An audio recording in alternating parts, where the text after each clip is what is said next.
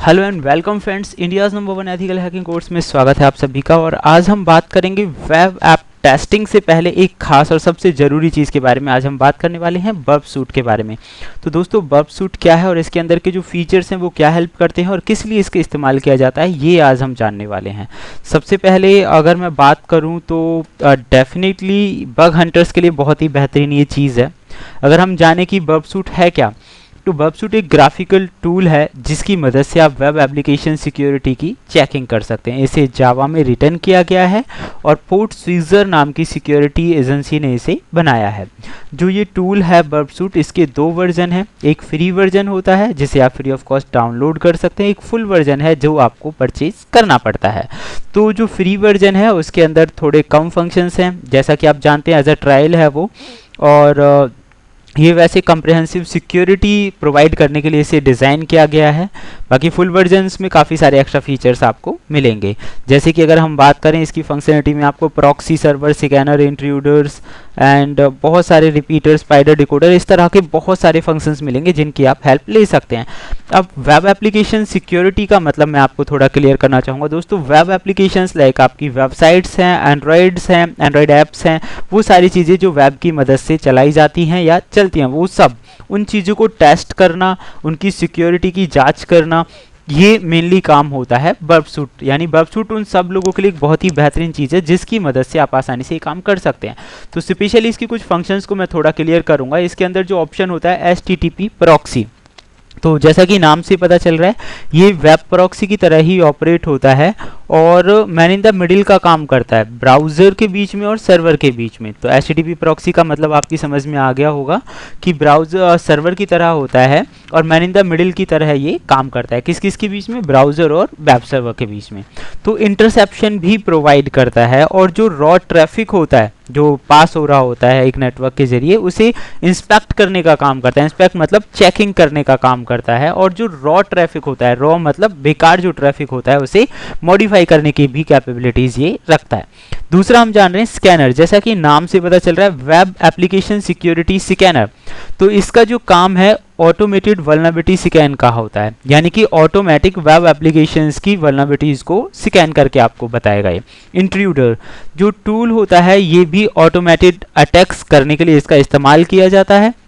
जो टूल है इसके अंदर कॉन्फ़िगरेबल एल्गोरिथम्स होती हैं जिनकी मदद से आप मैलिशियस HTTP रिक्वेस्ट जनरेट कर सकते हैं और इससे आप टेस्ट और डिटेक्ट भी कर सकते हैं SQL injection, cross site scripting and parameter manipulation and vulnerability susceptibles यानी ब्रूट फोर्स जैसे अटैक, और ये सारे काम इसमें कर सकते हैं। अब आप कहेंगे कि ये तो टेस्टिंग के लिए बनाया गया है, तो फिर हम इससे अटैक क्यों करें? दोस्तों, अटैक करके किसी भी वेब एप्लीकेशन पे अलग अलग तरह के अटैक करके आप चेक और टेस्ट कर सकते हैं कि वो वल्नरेबल है और उसे किस तरह से सिक्योर किया जाए। Next one is spider. जो ये टूल होता है ये भी ऑटोमेटिकली क्रॉलिंग वेब, यानी जो वेब एप्लीकेशंस होती है उनकी ऑटोमेटिक क्रॉलिंग के लिए इस्तेमाल किया जाता है। क्रॉलिंग्स का मतलब होता है कि कोई भी चीज़, कोई भी इंफॉर्मेशन जो आप तक पहुंच रही है वो फास्ट वे में पहुंचे। जैसे कि अगर हम गूगल क्रॉलर्स की बात करें तो जब भी आप कोई एक वर्ड लिखते हैं सर्च इंजन में, तो पूरी और जो वर्ड जहाँ जहाँ उसे मैचिंग के मिलते हैं बहुत जल्दी फास्टली आपको फाइंड आउट करके दिखा देता है। इसे क्रॉलिंग बोलते हैं। तो इसके अंदर आप ऑटोमेटिक क्रॉलिंग्स कर सकते हैं और मैपिंग कर सकते हैं किसी भी एप्लीकेशन की फंक्शनलिटी को।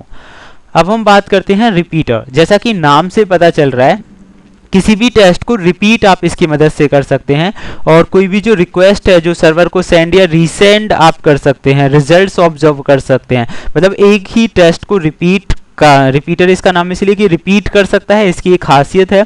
दूसरा, आसानी से ये जो रिक्वेस्ट होती है उन्हें मॉडिफाई कर सकता है। जो सर्वर की रिक्वेस्ट होती है उन्हें मॉडिफाई करके रीसेंड करने का काम करता है। तो ये बहुत हेल्पफुल है। मान लीजिए हम इसे ऐसे समझ लेते हैं कि कोई भी अटैक जैसे रीडायरेक्शन जैसे अटैक किए जाते हैं तो मॉडिफाई करके वो रीडायरेक्ट कर देता है। तो रिपीटर का ये काम है। डिकोडर, तो आप यहाँ देख रहे हैं नाम डिकोडर, मतलब डिकोड करने का ही इसका काम है। ये transforming encoded data into its canonical form और for transforming raw data into various encoded and hash forms. जैसा कि आप यहाँ से समझ सकते हैं इसका काम क्या है, ट्रांसफॉर्मिंग करना है रॉ डेटा को एनकोडेड और हैश फॉर्म में, जो बेकार डाटा है उस एनकोडेड फॉर्म में ट्रांसफॉर्म कर देता है। तो बहुत सारे इनकोडिंग के जो फॉर्मेट्स हैं और इनकोडिंग की जो टेक्निक्स हैं उन्हें भी आसानी से वेरीफाई कर लेता है, रिकॉग्नाइज कर लेता है। कंपेरेटर यूज एक ऐसा टूल है जो अलग अलग चीज, जो हमारे जैसे रिपीटर, डिकोडर वगैरह ऐसी बहुत सारी चीज़ें हैं और डेटा को उन्हें अलग अलग तरह से कंपेयर करके देख सकता है। एक्सटेंडर आपको अलाउ करता है सिक्योरिटी टेस्टिंग के लिए। बर्प एक्सटेंशंस को आप बढ़ा सकते हैं इसकी मदद से। जो सिक्योरिटी टेस्टर्स होते हैं, अगर आपको कोई भी चीज़ बढ़ानी है, फंक्शनलिटी बनानी है, तो आप एक्सटेंड कर सकते हैं उस चीज़ को। Then next one is sequencer. Sequencers क्या मतलब होता है, जो हाँ डेटा आइटम्स होते हैं, आपका जो डेटा आइटम्स हैं उनकी क्वालिटी को एनालाइज करने का काम करता है रैंडमली।